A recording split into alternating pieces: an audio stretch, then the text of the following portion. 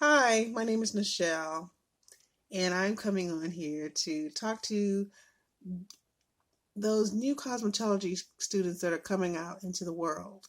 I am a 23-year veteran hairstylist and or cosmetologist, and just wanted to come on here and talk to you guys about a little bit of some of the business side of the business. So, just a little bit of information about me. I've been in 23 years in as a cosmetologist. I worked 10 years for a corporation. I worked a few years for personal owners who owned their salons. I rented a space from them. And I also worked for another corporation where I learned how to do haircuts or haircutting place. So, a little background information about me. As when I went to beauty school, I was fresh out of high school, a single parent because I had a child at the time, and I decided to go into cosmetology out of high school, and I went to cosmetology school. I did not finish my cosmetology school. I actually had to go back to work to take care and support my child and also another child that was on the way. So, to make a long story short, I went back and worked as in office work and things like that. And then I eventually came back to the beauty world. It was my passion. I really loved it, and I still love it to this day. So, I went back into the beauty world. I started off working with this one lady who had her own business, and she rented booths, and she also did commission. So I was started out with her as working under her as commission. So excuse me. So she broke her commission down into 50-50, which really didn't break down into 50-50. She really kind of broke it down, let's say a little bit more than 50-50. So if I did a particular service, I got paid for that service. So if I did, just for an example, if I shampooed someone's hair, I got paid for shampooing that person's hair. If I let's say applied a color to someone's hair, I got paid for applying the color to someone's hair. I got paid every week, and it was basically a service, or the way she broke it down as a commission, but it really didn't break down into a 50-50% commission. It broke down into a little more like 20% or getting paid by per service. So I learned a lot working for that business and working for that person because she was a go getter and again a business owner, and I learned a lot. Gained a lot of experience working with her clients and also building up my confidence. So when I went on to work for um, booth rent, I did a booth rent situation, rented the booths, and eventually had to stop renting the booths at that time because I didn't have enough customers to support my business at the time. So I ended up working for a corporation and worked for the corporation for 10 years. Out of those 10 years, I was an educator for 3.5 of those years. And so I learned a lot as in my career. I also worked for a haircutting place for a couple of years during that time as well. So when you add it all up, and I'm still doing it, it came out. I was licensed in '96, so I'm thinking that's a little over 20 something years. But anyway, the reason I'm coming on here is because some stylists are coming out and they're deciding, as I decided when I came out, of which way I wanted to go. So some people come out and they get under a corporation or become an apprentice and kind of follow the steps that I followed. And some people are coming out and they're opening their own business. So, whatever your choice is or whatever you decide to do, I just want to talk for a brief moment um, on some of the things that I did and what happened along my journey. So, right now, I am a cosmetologist and rent a suite. And I do the 60-40 split in my business. That's my motto for what I do now in my business. So 60% of it goes back into my business. and 40% of it I take home. So that is, and I've been doing this for 3 years. And to be perfectly honest with you guys, the first couple of years was not really a 60-40 split because I really wasn't making the money that I wanted to make. So I put that money, I reinvested most of the majority of my money right back into my business. So going on my third year, I really tried hard to do my 60-40 split because I know I have booth rent to pay. And I break that down, that 60%, I break it down into a 50-10, and 50% of that I put in for my booth and for my taxes. And the other 10% is like for miscellaneous or emergencies and things like that. So I'll explain more about that. 40% of it, I try to use that as my take home pay so I can take that home and use that money to pay my bills. Okay, so going back over the split of the 60% as you invest into your business. The 60%, like I said, I break the 50-10, and the 50 is again for my booth rent. So you already know what your booth rent is, week to week, month to month, yearly. So you already know what that is and what that breaks down to. So if you're working, you just want to kind of add that up, total it, however you want to break it down. I pay mine every week. And then again, taxes we pay once a year. So a lot of things in your business you can write off in your business. And again, you want to just put that some money aside to when the end of the year, if you do owe taxes so that you can pay. Usually it's about 20% to IRS. Then the 10%, you want to put that aside as well. Usually I would say I kind of follow the Dave Ramsey baby steps of getting that $1,000 even in a business to the side. So my small business, I would say $1,000, and usually one person suite owners. And if you're, a bigger business, you decide how much that would be on your own. But someone that's a one person suite, I would say like $1,000. You want to put that aside. And the reason I say $1,000 is that will be your emergency fund or your miscellaneous fund.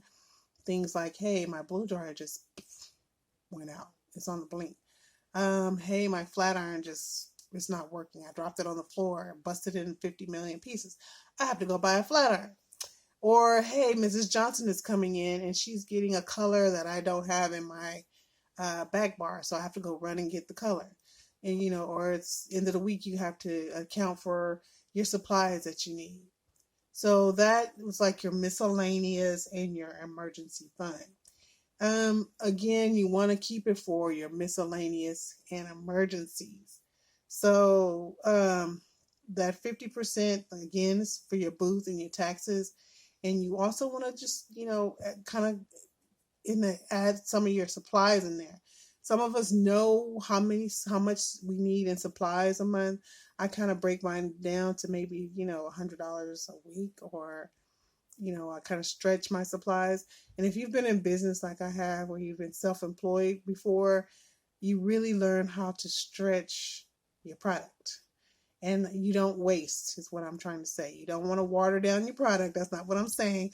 But you don't want to waste your product. A lot of us work for corporations where we kind of we waste product. We waste a lot of this or that. But when it's coming out of your pocket and you need that color, you kind of break it down where you don't waste. You kind of get to know how much you need to measure for a customer's head. Speaking of color. So, again, you want to kind of break that down. You either want to put that 50% where you break it down into your booth, taxes, and supplies, or you want to put that 50% for booth and taxes, and that 10% you want to do for miscellaneous, emergency fund, and supplies. So wherever you put the supplies is your business. It's your choice. You see what I'm saying? So the take home, again, is, I would say, about 40%. When I started working for myself in the sweet business, I did not take out any loans. I used my own money to invest in myself, and that's what I've been doing so far. And I do try to count up the cost and put money to the side for emergencies, because there will be emergencies. There will be times that there will be slow. There will be times that customers don't show. There will be times that customers are trying to negotiate with you. And so that you aren't desperate and have to negotiate with customers, because you really don't want those type of customers in your business. They only bring you down. And I had to learn that the hard way. So if you really want to just take the time to invest in yourself, count up the cost. Take the time to count it up, figure it out, and at least get yourself 6 months ahead or a year ahead. And again, count up the cost for every year.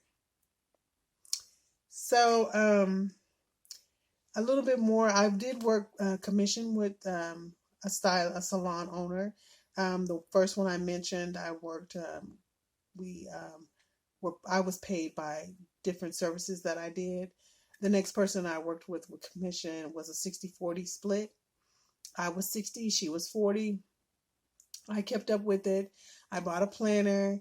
I kept up with the 60-40 split, and I also had to provide my own products. So I learned a lot doing that as well. It came out to pretty good. I made a substantial amount of money working like that, and it worked out really well both for her and for myself. So I didn't do a booth rent, so to speak, but she got 40% invested into her business, and my 60%, I had to buy my own supplies, pay my own taxes, um, and everything else that I needed to pay, my bills and everything else on that 60%. So I really learned a lot of doing it that way as well. So I also worked for a corporation where I did commission as well. But that corporation took taxes out of my percentage, and you really want to understand the commission when you work for someone, because everyone has a different breakdown of commission. So when I say that, when I worked for the first person, she paid me by the services that I did.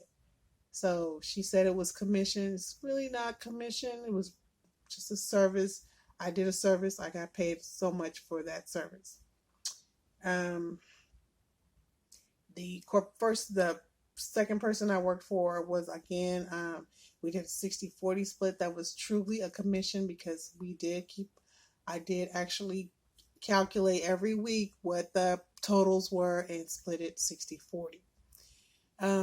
When I worked for the corporation, you had to make so much money to get so much commission. So I'll explain that.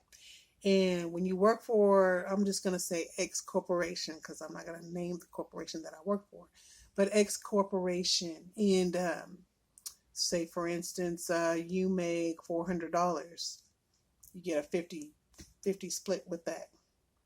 Let's say you make over $1,000. So you may get a 60-40 split with that. So you want to understand how their commission rate is, how it's set up, and those things.